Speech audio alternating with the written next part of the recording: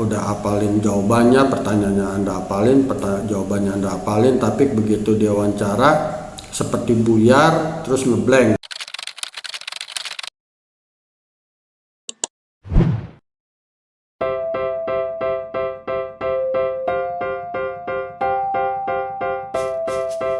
Assalamualaikum warahmatullahi wabarakatuh guys. Kali ini gue mau ngebahas seputar wawancara ya. Gue banyak nonton video-video terkait tips interview, menjawab pertanyaan-pertanyaan yang sering ditanyakan ketika wawancara. Contohnya apa kelebihan Anda, kekurangan Anda. Nah, yang mau gue bahas di sini sih bukan terkait pertanyaan-pertanyaan apa yang sering muncul dan bagaimana menjawabnya. Tapi gua mau ngebahas terkait masalah mempersiapkan wawancaranya itu. Kenapa ini hal yang sangat penting justru gitu loh. Emang pertanyaan-pertanyaan tersebut sangat penting juga, tapi ini juga sangat penting, jangan sampai tahap itu justru malah Anda gagal gitu. Padahal Anda udah mempersiapkannya segala macam. Misal contoh gini, ketika Anda udah ngapalin, Anda persiapkan segala macam berbagai jenis pertanyaan, tapi pasti ya nanti ada 1-2 pertanyaan yang mungkin Anda nggak terima, belum lihat di video, belum Anda hafalin segala macam.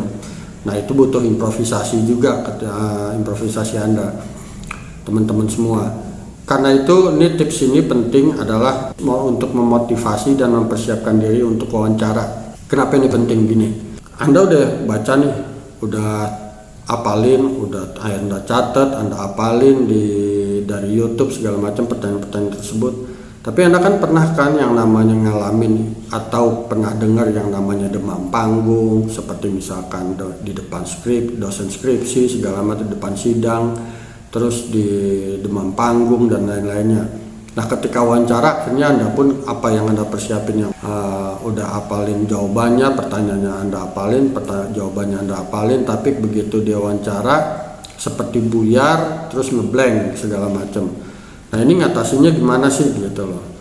Karena gue udah beberapa kali menghadapi wawancara dan interview, dan alhamdulillah selalu bisa dibilang 80-90% tuh saya lolos ketika interview. Gini, pertama-tama tuh yang Anda harus persiapkan adalah Anda tuh harus tahu perusahaan yang Anda lamar, yang akan Anda datangin untuk wawancara. Nah Anda searching segala macam lah. Nah itu penting.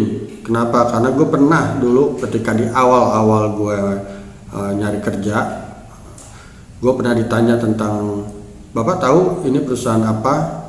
Saya jawab nggak tahu gitu loh. Akhirnya praktis yang namanya interview itu cuman ya berapa menit lah. Nah itu biasanya kalau udah interview itu nggak lama, udah wassalam, itu biasanya Anda udah nggak bakalan lanjut ke tahap berikutnya.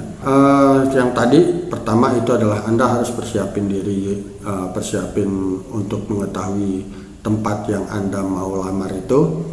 Dan yang kedua adalah persiapin diri Anda benar-benar seperti Anda itu mau menghadapi satu event penting gitu loh, atau bertemu orang penting. Kenapa? Itu Anda hargai, berarti Anda menghargai orang yang Anda datengin. Caranya bagaimana ya, hargailah diri Anda gitu loh.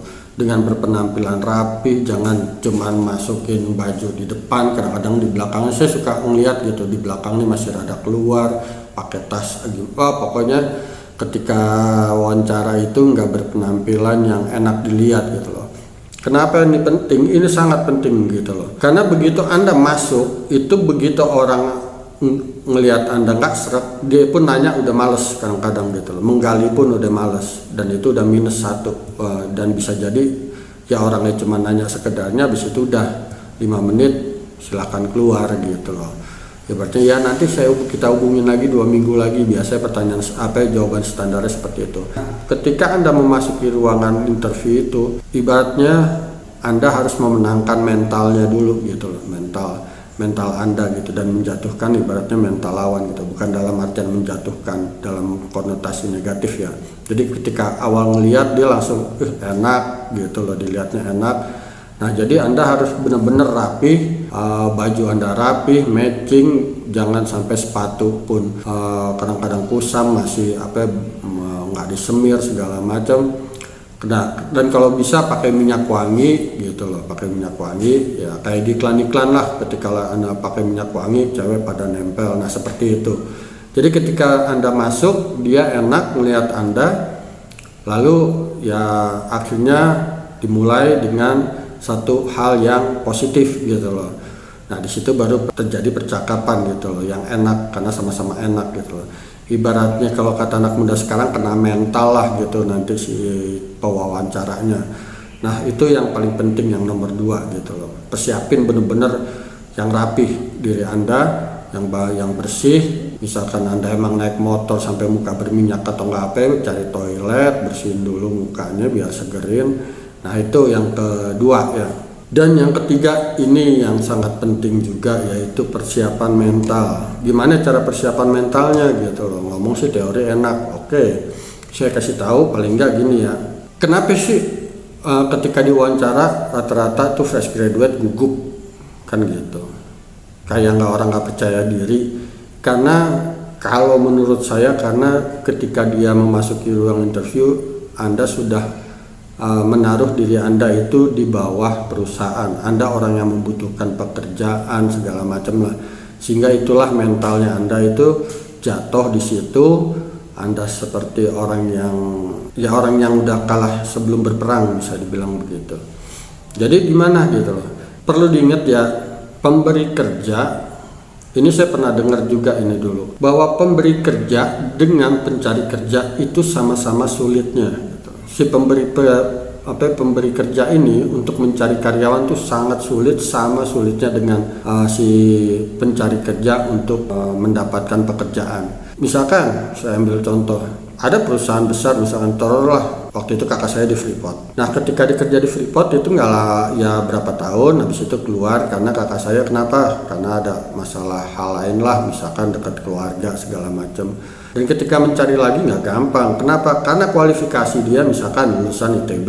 Dan lulusan ITB ini juga direbutin nggak cuma nama Freeport doang gitu kan. Ada yang namanya Chevron segala macam, Selam Bersih segala. Yang menengah pun seperti itu gitu loh. Dia maunya pengennya misalkan di lowongan itu lulusan universitas atau perguruan tinggi negeri dengan IPK sangat memuaskan.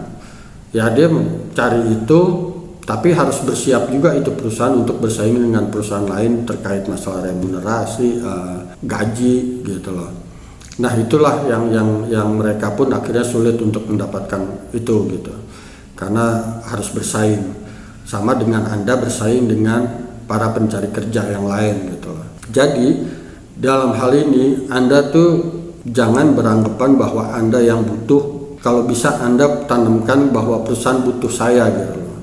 Bahkan kadang-kadang saya berkelakar pernah sama saudara saya ketika dulu yang awal-awal itu saya suka pernah ditolak pekerjaan, termasuk saudara saya sampai ngomong gini, biarin aja tuh, nyesel itu perusahaan nolak gue gitu loh. Nah, paling nggak ada kepercayaan diri dulu itu gitu. Nah, itu yang ketiga tadi ya, terkait masalah bahwa Anda dan perusahaan sama-sama membutuhkan gitu loh. Ini ada mutualisme simbiosis kalau istilahnya biologinya, saling ketergantungan antara pemberi kerja dan pencari kerja. Nah, ini yang terkait masalah kelanjutannya yang keempat, bahwa calon karyawan masyarakat, pemegang saham atau pemodalnya, customer, vendor, pemerintah itu adalah stakeholder. Jadi karyawan itu bukan aset perusahaan, ingat ya, bukan aset perusahaan, tapi stakeholder. Silahkan cari nanti literaturnya di Google, bahkan mungkin teman-teman juga udah tahu gitu loh. Jadi dalam artian ini apa gitu loh, stakeholder itu berarti kan para pemangku kepentingan. Jadi ini para pemangku kepentingan ini semua gitu loh, baik pemberi kerja maupun si karyawan. Jadi ketika Anda menghadapi itu, bahwa Anda itu setara dengan perusahaan yang Anda lamar. Jadi Anda tanamkan bahwa Anda setara dan Anda di situ bernegosiasi. Nih, saya jual ini, saya jual skill saya bisa A, B, C, D, saya udah lulus S1 di perguruan tinggi A, dengan saya juga udah menjalani kursus dan segala macam. Saya masih muda, energik segala, sehingga apa yang dibutuhkan perusahaan itu ada pada diri saya, tinggal nanti nego aja kan gitu terkait masalah nego gaji. Tapi dalam hal ini bahwa perusahaan dan saya adalah setara, di situ hanya mempertemukan antara si perusahaan yang mencari karyawan dengan karyawan yang mencari pekerjaan yang nanti akan ketemu titiknya. Biasanya kan seperti itu. Jadi tanamkan di diri Anda bahwa sama-sama butuh gitu loh. Jadi ketika interview Anda udah ini aja di dalam diri Anda tuh udah ya nggak ada istilahnya saya di bawah perusahaan di atas gitu loh. Saya yang butuh perusahaan jadi kayak menghamba-hamba ke perusahaan itu nggak bagus, mentalnya itu pun nggak bagus. Nanti itu pun jadi penilaian gitu loh. Itulah yang akhirnya mempengaruhi Anda ya menjawab takut salah menjawabnya gitu loh. Akhirnya menjawab singkat-singkat aja karena takut salah. Seperti misalkan coba terangkan tentang diri Anda. Ya saya jujur, saya rajin, saya kerja keras. Akhirnya cuman begitu aja gitu loh. Padahal tuh ya kalau rajin seperti apa, bekerja kerasnya saya bekerja keras di rumah itu membantu ibu bekerja apa segala macam. Selama belum ada pekerjaan saya mengisi dengan begini. Jadi ada tolak ukurnya ketika Anda ngomong masalah bekerja, kerja keras, rajin, jujur dan segala macamnya ada ukurannya gitu loh. Paling nggak dalam bentuk narasi ukurannya. Walaupun belum bisa dibuktikan tapi orang udah bisa menilai gitu loh. Nah, ini bisa terucap kalau Anda udah ada rasa percaya diri bahwa Anda setara dengan perusahaan, nanti akan timbul percakapan yang normal gitu loh, tanpa ada yang satu di atas, satu di bawah, seolah si HRD atau user itu di atas Anda di bawah mereka gitu loh. Enggak, sama-sama Anda punya pikiran bahwa perusahaan butuh gua, perusahaan ini butuh gua gitu loh, istilahnya gitu. Gue punya skill, gue lulusan ini, gue udah kursus A, B, C, D, gue punya mental yang bagus, gue punya optimisme yang bagus dan segala macem lah, tanemin itu. Sehingga ketika ngobrol tuh akhirnya enak gitu loh. Anda bisa ngomong panjang lebar pun nggak masalah gitu loh. Ada yang bilang jangan panjang-panjang, kalau ngomong nggak apa-apa, ngomong aja gitu loh. Dan itu juga tergantung yang interviewnya. Kalau yang interviewnya emang doyan ngobrol, ya ngobrol akhirnya panjang lebar. Saya pernah yang namanya interview itu 1 jam 2 jam itu pernah. Tapi kalau yang interviewnya nggak suka ngobrol, emang ngejalanin tugas saja, ada juga yang seperti itu. Jadi nggak ada yang mutlak gitu ya. Itu yang perlu ditanemin. Oke, itu aja dari saya. Mudah-mudahan bermanfaat. Wassalamualaikum warahmatullahi wabarakatuh.